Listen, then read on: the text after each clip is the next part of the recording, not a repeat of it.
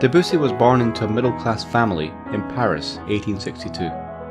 From the age of 10, he studied at the Paris Conservatoire, focusing on both piano and composition. During his work in Russia in the early 1880s, he first heard the works of Rimsky-Korsakov and his Russian contemporaries. This left a profound effect on the young composer, who took the extended tonality and in particular the orchestration that Rimsky-Korsakov was known for, and went on to win the Prix de Rome in 1884. After hearing Wagnerian operas in 1888, he became aware and wary of the power of music. As the 1890s progressed, he found his voice on piano, exemplified by his Pour le piano. His works Prélude de l'après-midi d'enfant and his opera Péléas et Mélisande shot him to fame as one of France's most important composers of the early 1900s. Debussy died on March 25, 1918, after his health had deteriorated. He was temporarily buried at the Père-Lachaise cemetery as the First World War raged around the city. The following year he was moved to the Passy cemetery, finally fulfilling his wish to, quote, rest amongst the trees and birds. Debussy sought inspiration from many sources outside of his native France.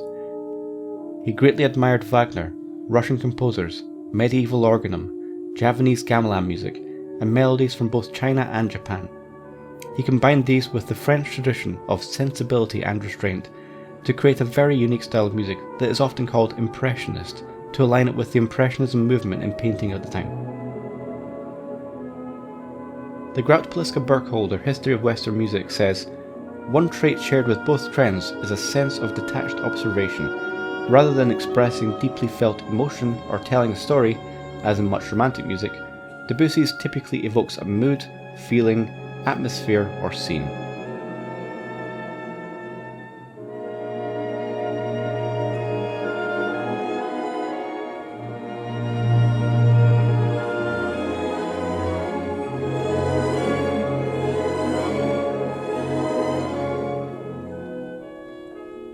Debussy's music often feels light and free compared to his contemporaries.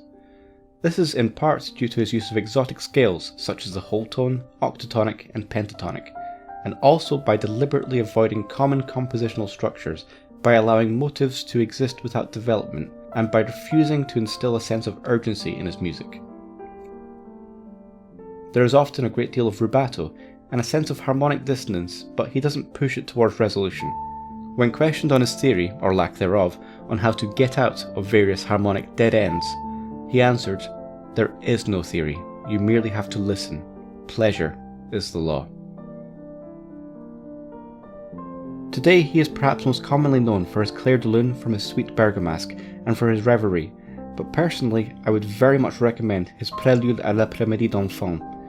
This piece exemplifies his orchestral sound and how his extended use of harmony combined with the incredible orchestration that he'd gotten from Rimsky-Korsakov.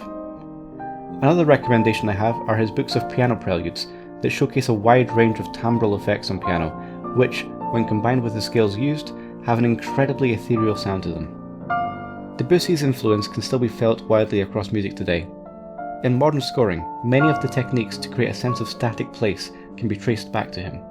Compositionally, he influenced many of the biggest names that follows him, including Ravel, Boulez, Scriabin, Ives, Bartók, Stravinsky, Berg, countless American jazz musicians, and lastly the sound artists that followed in the 20th century. So if you can learn one thing from Debussy, make it, you merely have to listen. Pleasure is the law.